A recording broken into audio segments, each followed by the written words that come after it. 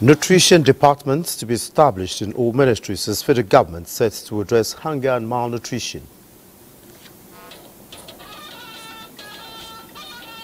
By the end of the year, we're expecting the inflationary rates to have come down significantly.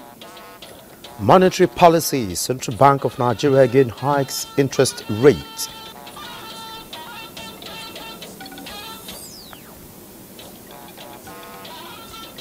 Chinese national to die by hanging for killing girlfriend in Kano.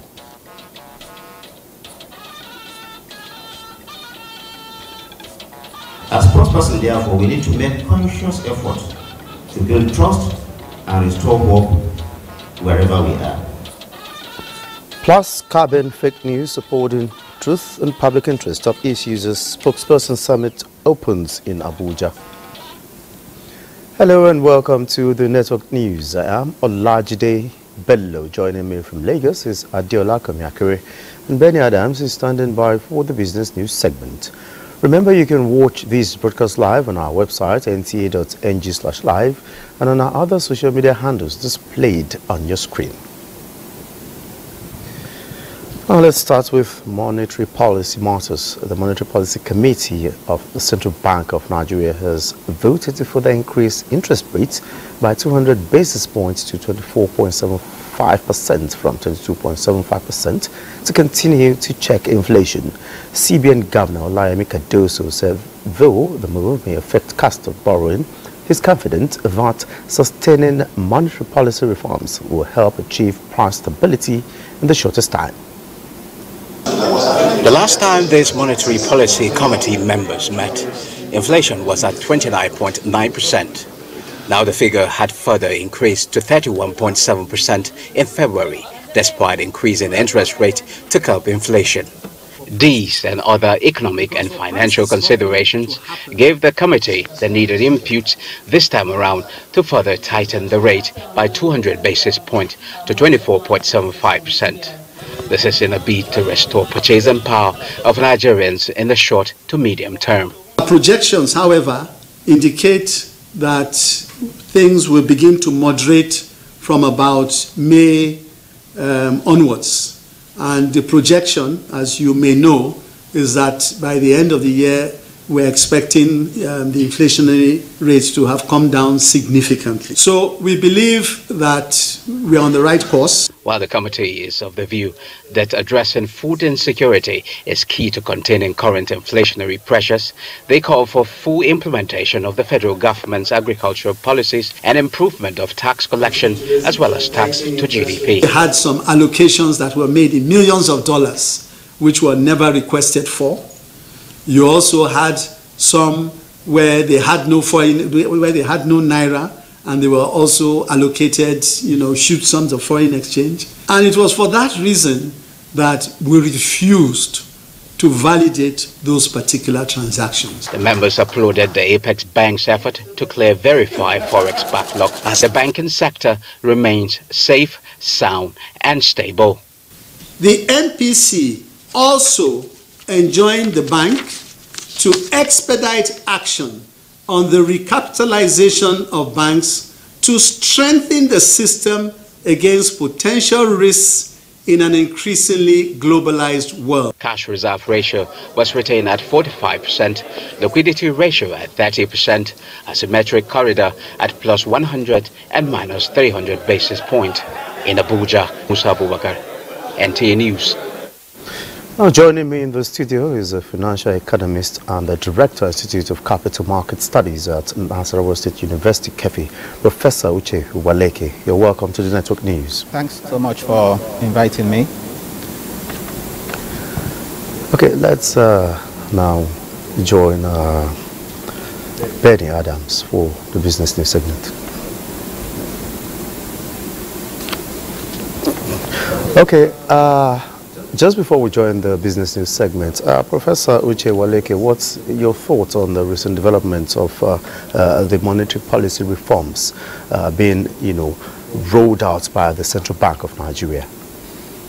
I think the decision that was taken today is very much in line with the central bank's inflation targeting objective, and of course consistent with the mandate of the central bank. The central bank thinks that by further tightening, by progressing with the tightening cycle, they'll be able to contain the stubborn elevated inflation, as well as also moderate the exchange rate. The bank also thinks that by further hiking rates, it will reduce the negative real interest rates in the economy, and thereby incentivizing foreign portfolio investment into the country. So, as I said earlier on, that's in line with the core mandate of the central bank. However, it's also important to note that or to bear in mind that only last month the central bank, the MPC of the central bank, increased rates by MPR by as much as 400 basis points, and also increased the cash reserve requirement for commercial banks, to 45%. If I were a member of the MPC, by the way, the decision today, if you read that communique, it was either to hold or to continue to tighten. If I were a member of the MPC, I would have voted to hold the rates this time around. Not because I am not in support of tightening. I've just said tightening is in line with the mandate of the central bank, but at least to watch the to see how the effect of the previous rate hike has been impacting the economy before considering another rate hike. So I would have expected the MPC to have held rates this time, not to have increased by another 200 basis points, because cumulatively what we now have is 600 basis points just within 1 month, and I think it also has consequences for economic growth in particular. Okay, Prof, how long do you see the CBN tightening before inflation decelerates? Now, you listen to this, the governor. The plan is to bring down inflation rates to 21.4% by the end of the year. Currently, as of last month, inflation came in at 31.7%. So that tells you that we are in for quite some period of tightening cycle.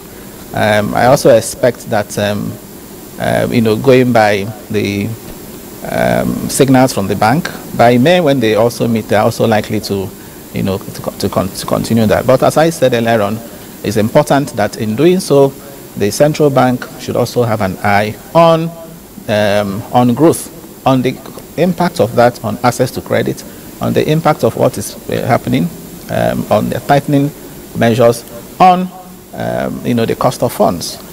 So it's important to balance all this when taking those decisions, because ultimately you are likely to see a dip in real GDP growth rate in the first quarter of 2024 as a result of what has happened. The fact remains that inflation rate in this country today is not driven by monetary factors alone. So what the central bank is targeting, of course, money supply, volume of money in circulation, monetary factors. But there are non-monetary factors too that are driving inflation, which are outside the control of the central bank. So no matter how much they raise interest rates, okay, that's not going to solve the issue of insecurity, for example, that is stopping farmers from going to farms. It's not going to stop the issue of rising energy costs, okay, electricity issues, including the fiscal actions on the part of the government, the rising FAC and so on. These are the issues that actually contributing to drive inflation, not necessarily the money supply aspect. So I want the central bank to also understand that, and that is also why the idea of tightening, in my view, should be measured, should be incremental, and should not be such that would have the effect of distorting the other variables that you also have in the economy. The government right now is talking about a renewed Hope Infrastructure Fund. It's talking about agri fund. It's talking about consumer credit. It's talking about student loans. All of this, okay, will be impacted negatively in a high interest rate environment. I think this point is important I make it. And I was reading that communique. In that communique, the central bank is forecasting growth rates for 2023-24 at 3.3%, whereas the government is forecast doing 3.76%. So that tells you again that there's a disconnect. It's one economy. I don't expect to see the central bank forecast being different from that of the government. The two should actually work together to bring about macroeconomic stability. All right, many thanks, Prof. Very quickly now, the FX market seems a little bit stable. How has this clearing of the verified foreign exchange backlog impacted on the market? Of course, that is one area the central bank, deserves a pat on the back for all the measures they have taken to bring confidence, restore confidence in the market, including clearing backlogs, and also including ensuring that there is improved liquidity. You can see the central bank relying on its reserves, accretion to reserves, has now begun to sell forex to BDC. So that has improved liquidity, and the idea of also clearing backlogs, the idea of even the clampdown on Binance, has had some positive impact on speculative activity, in the forex market. So on that score, I commend the central bank for what they have done with respect to, bringing about stability and more confidence in the forex market. All right, many thanks, Professor Uche Uwaleke, Director, Institute of Capital Markets, Nasarawa State University, for your inputs on the network news. Thanks so much for having me. All right, I know Benny will be itching to add more to, the business segment. Benny, over to you. Thank you, Olajide. And still on the outcome of the MPC meeting, the Central Bank Governor Olayemi Kaduso says the CBN will continue to focus on its core mandate of price stability as it withdraws from direct interventions, but promised collaborations through support systems.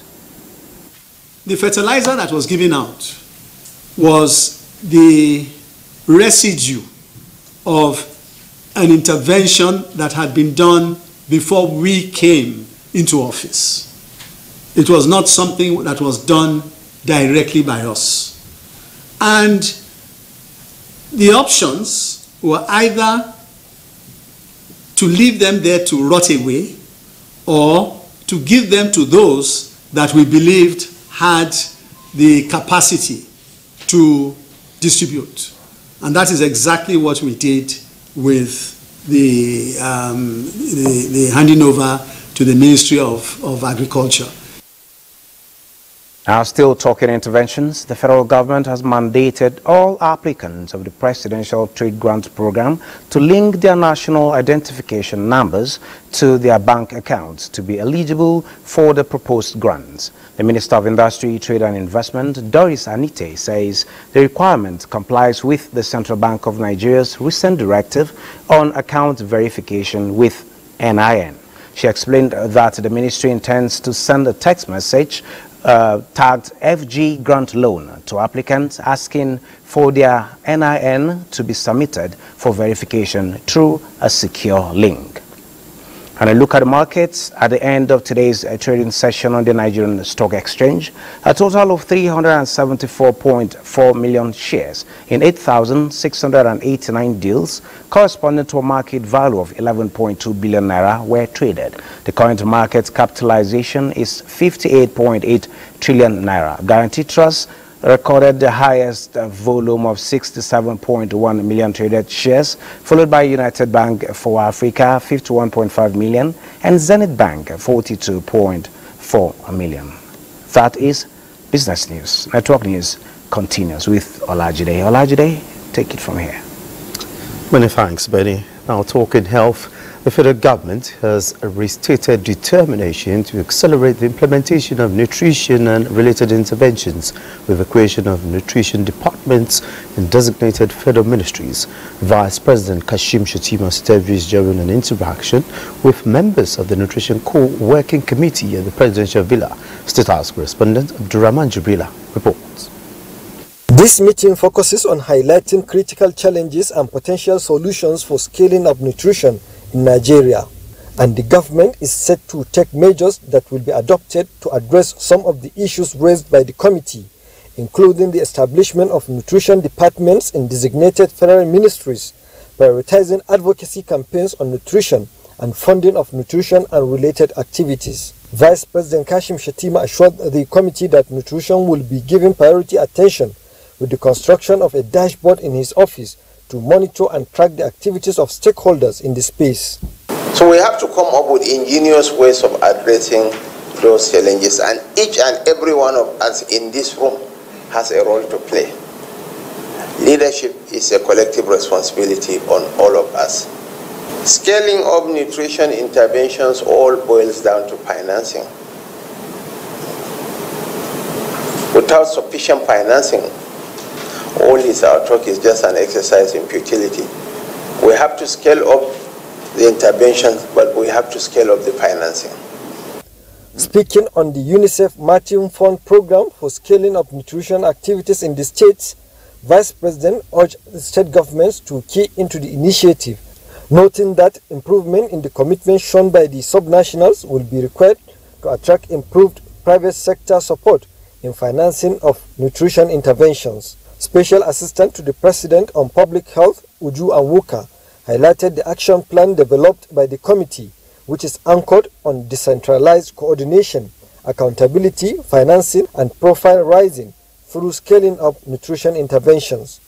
In view of the challenges in scaling up interventions, the committee recommended the implementation of strategic roadmap for transformative nutrition and food security in Nigeria.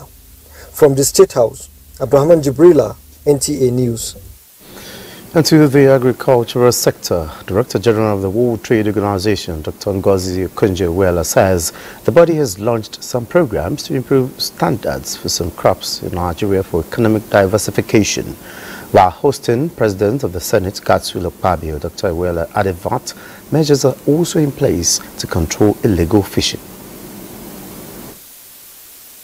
We spoke of the recent programs that we launched from a program, some capacity building from the Standards and Trade Development Facility to help with improving sanitary and phytosanitary standards for some of the crops in Nigeria, so that it can help with diversifying the economy, to even fisheries. One of the members, one of the senators, raised the issue of illegal fishing and mining of the waters of Nigeria.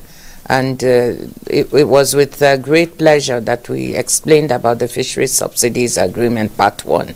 And hopefully we'll close Part 2 so that this will help control illegal and unreported fishing. And we came to once thank her for the great job she's doing for the entire world, and the policies put in place to streamline and ensure the workability of world trade. We are going home more refreshed because we have seen a space here for Africa to thrive in business and in trade. We discussed a lot of issues, including African Trade Agreement and how the WTO is going to work with us towards achieving it. The federal government has constituted a ginger blight epidemic control task force towards eradicating the fungal infection affecting the production of the root crop. Minister of State for Agriculture, Aliyu Sabi Abdullah, said the outbreak of the disease affected ginger worth 12 billion naira in 2023. Musa Baba Aliyu reports. The outbreak of blight, a fungal infection in root crops, is gradually crippling social and economic activities in ginger-producing states.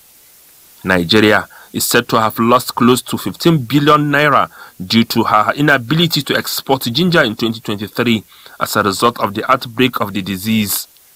Kaduna is the worst hit, being the largest ginger-producing state in the country. The ginger blight issue is a very serious issue. This is 9,000 farmers that have been affected, almost 2,500 hectares of land. Preliminary investigations have revealed that the ginger blight is as a result of fungus, and we are trying to see the researchers work on it to know the exact type of fungus so that we can get a remedy to it. And here is the Minister of State for Agriculture and Food Security, Aliyu Sabi Abdullahi, inaugurating an epidemic task force with a mandate of finding solution for the disease. Technical and Research Committee will be dedicated to understanding the disease and developing control measures to mitigate future reoccurrence, while also ensuring that we revive and restore back our germplasm. Ginger farmers in the epidemic areas are advised to suspend planting of ginger for now, as government rolls out support to alleviate their social and economic challenges. Well, the most important thing is for us to have solution by having clean seeds that have not been affected, which is why the research institutes have started work now. They are using tissue culture to get clean ginger seeds. Nigeria is the second largest producer of ginger in the world, with market value worth more than $6.29 billion as at 2023. Musa Baba Aliyu, NTA News. Meanwhile, Borno State government has expressed commitment to commence export of sesame and other cash crops. Governor Babagana Umara Zulum Sitaviz at Bukweri Irrigation Farm, one of the pilot drip irrigation schemes of his administration. Mohammed Goni reports. Expected yield from Bukweri Irrigation Scheme with about 20 hectares of land is 364 tons of maize and sesame in one cropping cycle. With 3 cycles per year, therefore, over 1,062 tons of maize and other crops are expected. Governor Zulum noted that his administration will focus on investing in irrigation agriculture to maximize food production in the state.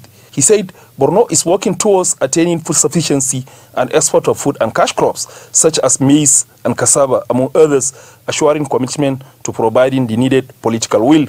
Come and green 1 or 2 workers on this site, so that we'll work on this one, while you have to carefully design a system capacity of 100 hectares, so that, after the rainy season, I think we shall start it now. After the rainy season, the state should have capacity to go ahead with at least 1,000 hectares at a time, as well as sprinkler irrigation system.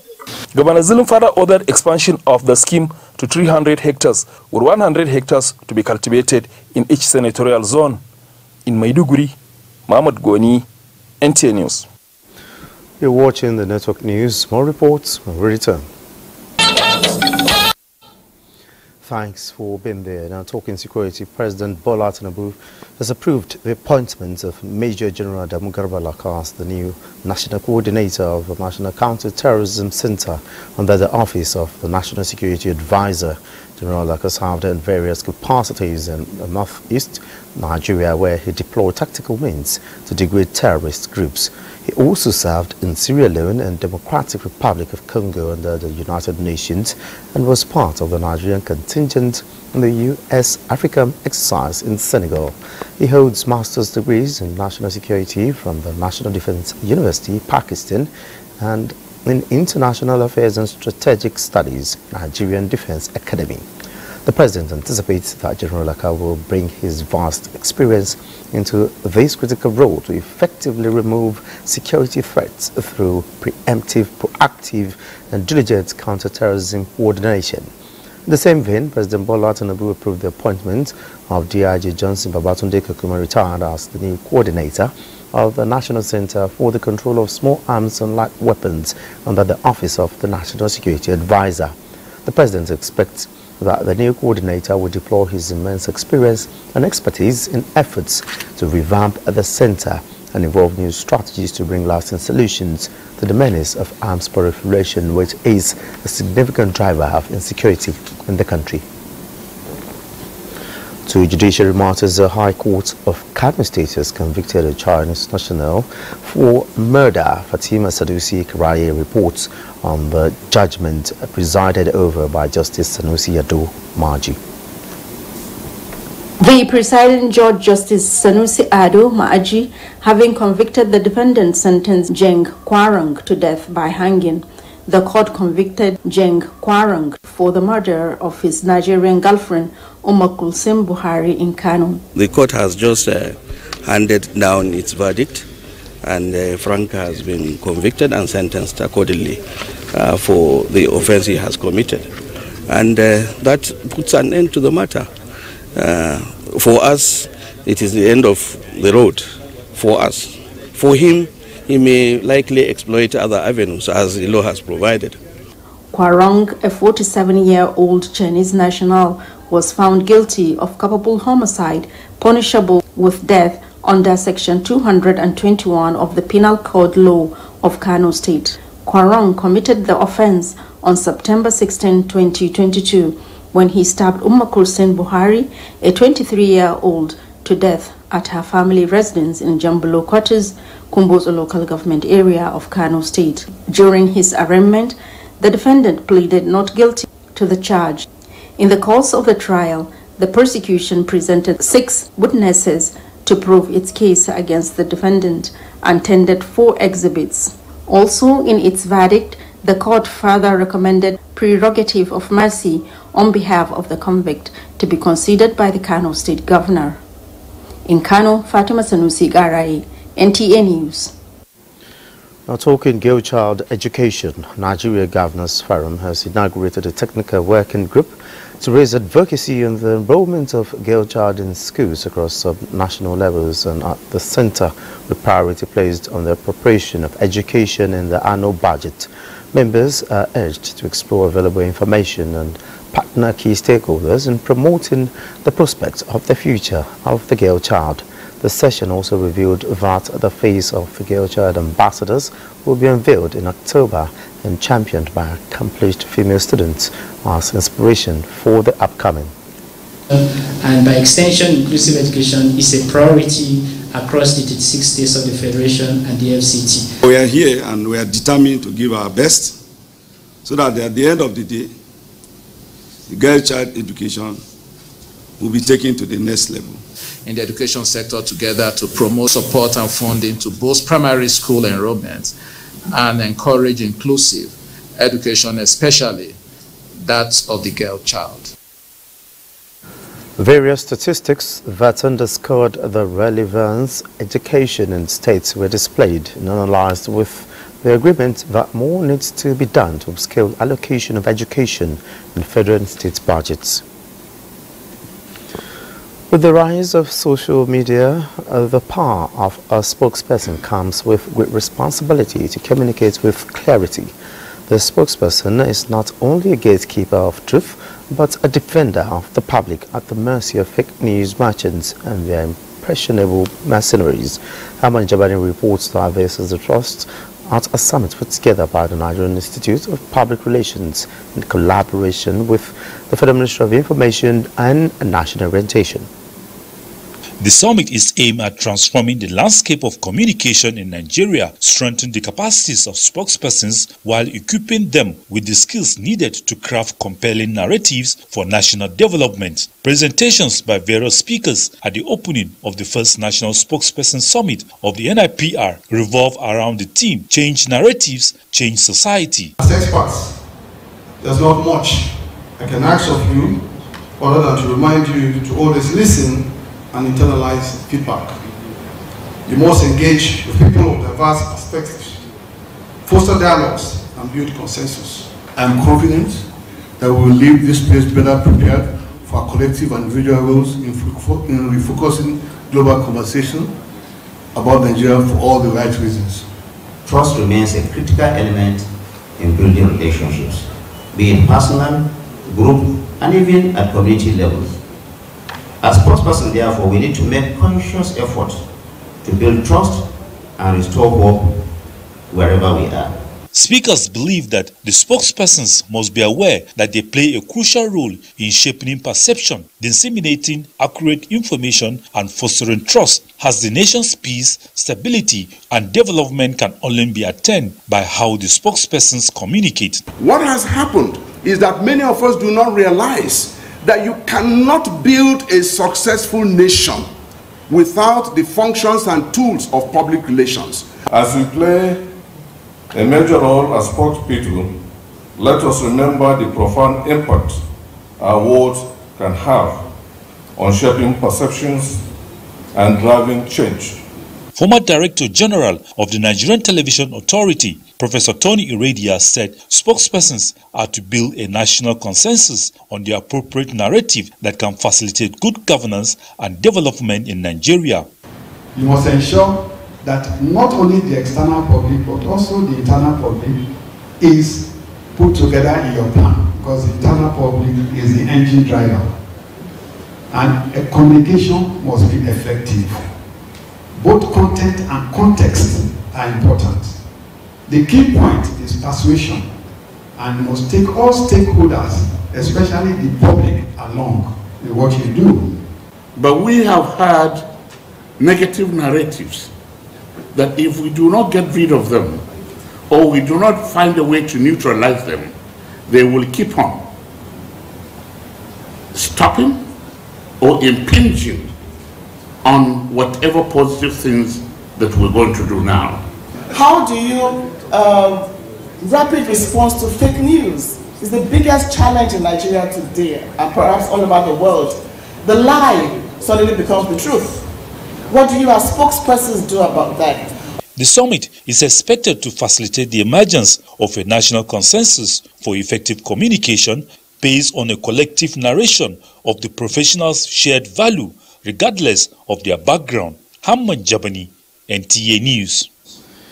And to food sufficiency, the presidential media team led by the Minister of Information and National Orientation, Mohammed Idris, was in Kano and Jigawa states last week, interfacing with farmers and relevant stakeholders on the efforts of the federal government to ensure food sufficiency in Nigeria.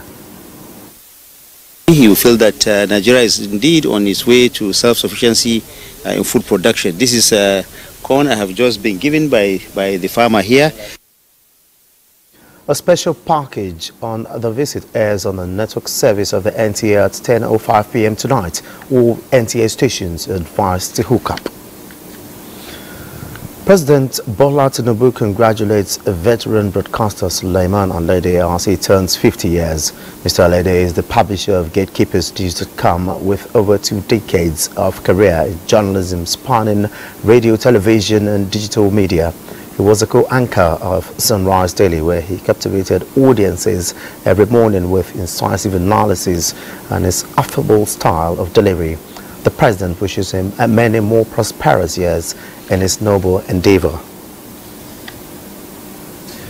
Now let's join Adiola in Lagos to keep us up to speed with happenings from that zone. Good evening, Adiola. Good evening, Olajide. Members of the Muslim community have been charged to replicate good values and sustain remarkable legacies which late Malam Yusuf Jibo, former zonal director of NTA Lagos Network Center, epitomized, particularly in showing compassion to humanity. These were the words of speakers at the 11th edition of Malam Yusuf Jibo annual Ramadan lecture in Lagos. Diana Ajali has that report. Among the activities of the holy months of Ramadan is the convergence of Islamic faithful at various locations for special lectures, which provide another opportunity for Islamic clerics to give insights to followers on how to do the right thing during and after the Ramadan.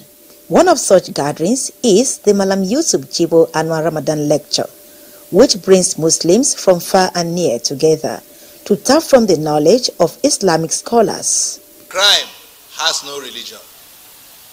Crime Aman has no Adangba, who dwelt on the topic, total reliance on Allah, a panacea to the present economic reality, emphasized that for Nigeria to move forward, there is need for citizens to shun corruption and put their trust in Allah. As such, don't embezzle. As such, don't steal. As such, don't be corrupt. Make sure you invest in others. Zonal Director, NTA Lagos Network Center, Nick Oyinshi, advised the Muslim community to sustain late Malam Yusuf Jibo's legacies. They should have an NGO whereby they can distribute his way of, that is his calling to people around, like helping the needy and the poor. The Ramadan lecture also featured Quran recitation.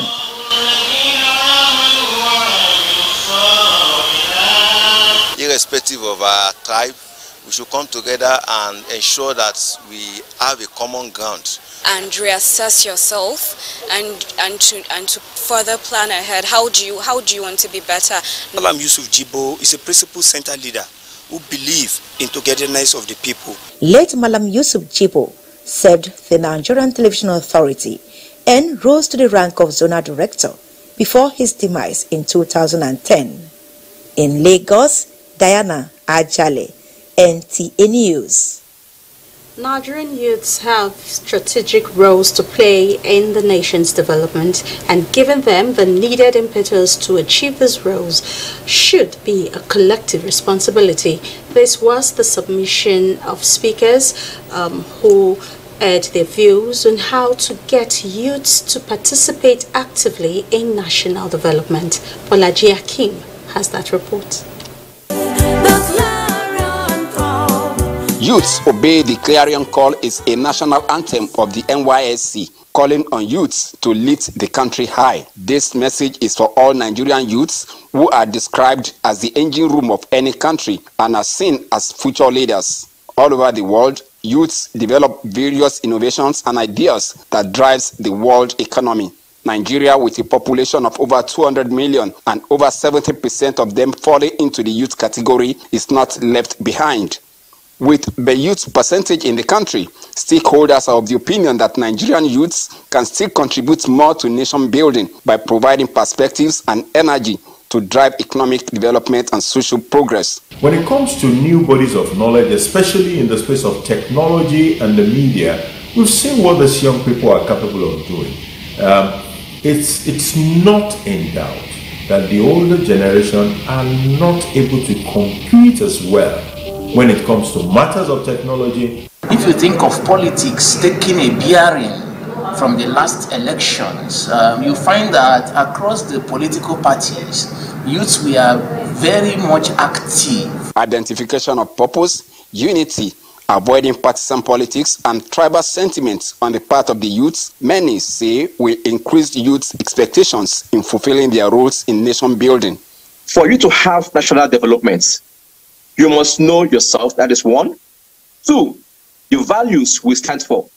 3, the principles. 4, the vision. And 5, the change you would like to see in your states. There is a consensus among experts that with the creation of a viable social and political environment, the impact of the Nigerian youth in nations building will be seen and felt by everyone. In Lagos, Bolaji Akim, NTA News.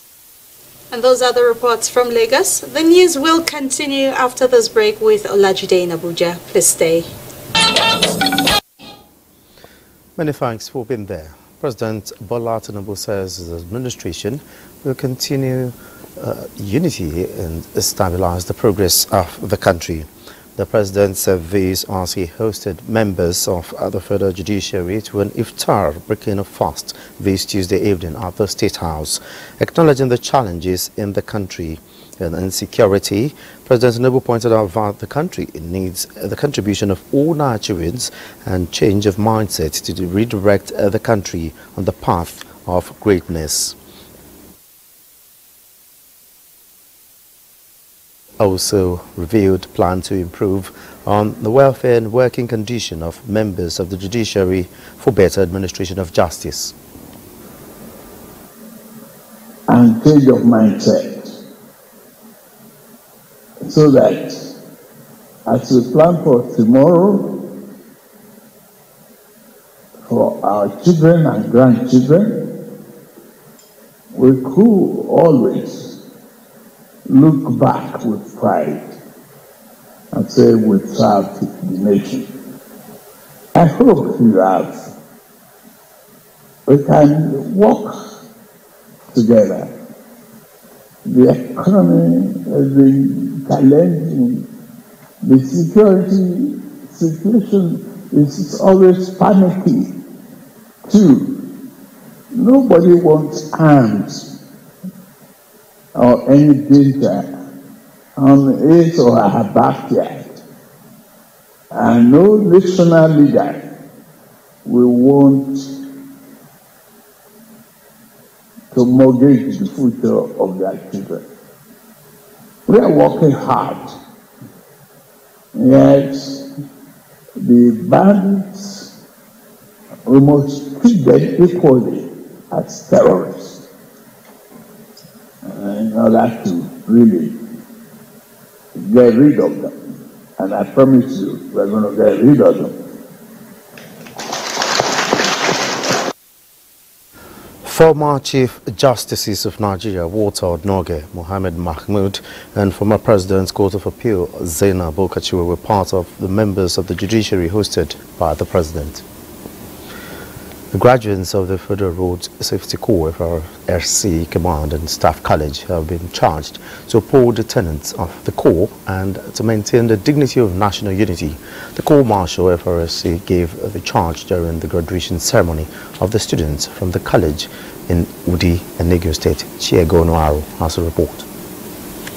A total number of 20 students of Senior Course 2 who started the journey of leadership and management role 6 months ago, graduated having successfully completed the various courses on leadership and management, ICT, FRSC operations, legal framework, study tour, and exercises, among others. The road to success is always rough, but the fruits of well-nourished plants are settled worldwide. These young officers are prepared academically to uphold the core values of FRSC as a lead agency in road traffic administration and safety management. The 20 graduating students were decorated with their past staff college, PSC, presented with certificates and merit awards to students who performed excellently.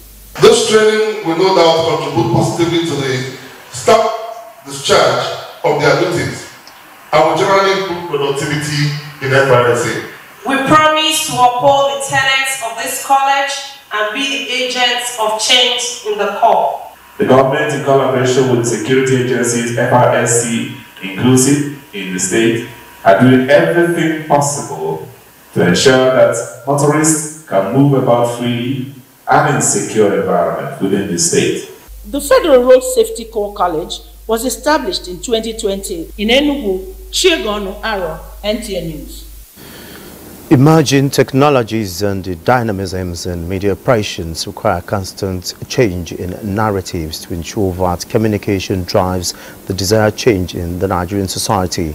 These, the helmsmen, are the National Broadcasting Commission and the Nigerian Television Authority, alluded to during a visit by the former to NTA management. Zenret Dingmu report. Director General of the NBC, Charles Ebuebu, led his management team to the NTA headquarters to strengthen bonds of cooperation and broadcast excellence. He says there's a disconnect between content creators and the regulatory body, adding that the aim of regulation is not to gag people, but ensure professionalism reigns. Media is going through significant transformations as we speak, with innovation, technology, content, the use of AI and broadcasting, that before we get our heads around it, it has moved. So there's so much we can do together. I see the NTA playing a major part in where media is going. Director General of the NTA, Saliu Abdulhamid Dembo, says NTA is ever ready to take up projects that support local contents in the interest of the nation. Together, we have worked tirelessly to ensure adherence to broadcasting codes and regulations, promote professionalism among broadcasters, and uphold the highest standard of content quality. It is through this partnership and collaboration, such as the one we have with the NBC, that we are able to advance the interests of our audience and contribute to the socio-economic development of our nation. This visit, both parties agree, opens up new horizons for better and sustainable engagements in the broadcast industry. In Abuja, Zenret Dingmun, NTA News. Another break beckons. News continues shortly. Glad to know you're still there. President Bola Tinubu has again reinstated his administration's commitment towards checkmating all forms of insecurity in Nigeria, particularly banditry in parts of the country. Governor Dado Lawal of Zamfara State conveyed this assurance after his meeting with the president at the State House. Fielding questions from State House correspondents after the governor lamented the worsening security situation in Zamfara, but said that President Tinubu has promised to take drastic decisions on the situation, and details of this report will come in our subsequent bulletin.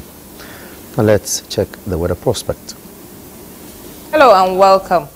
Temperatures remain unbearably high over the north due to clear skies, and this condition is not expected to change in the next 24 hours. However, temperature conditions become fairly bearable in the south, where more cloud buildups are expected.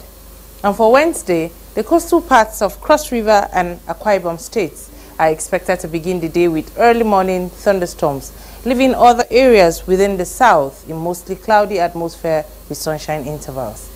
Later in the day, there are better prospects for isolated thunderstorms over the stretch of the coastal region, including parts of Oyo, Ondo, some parts of Imo, Edo, and Abia states, while the northern region is expected to be sunny and hazy.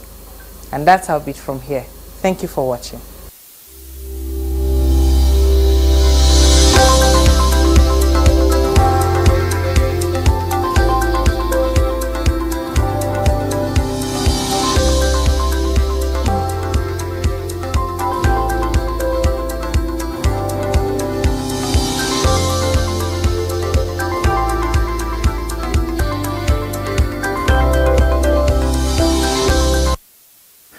And that concludes the network news. Many thanks for being a part of it. I'm Olajide Bello.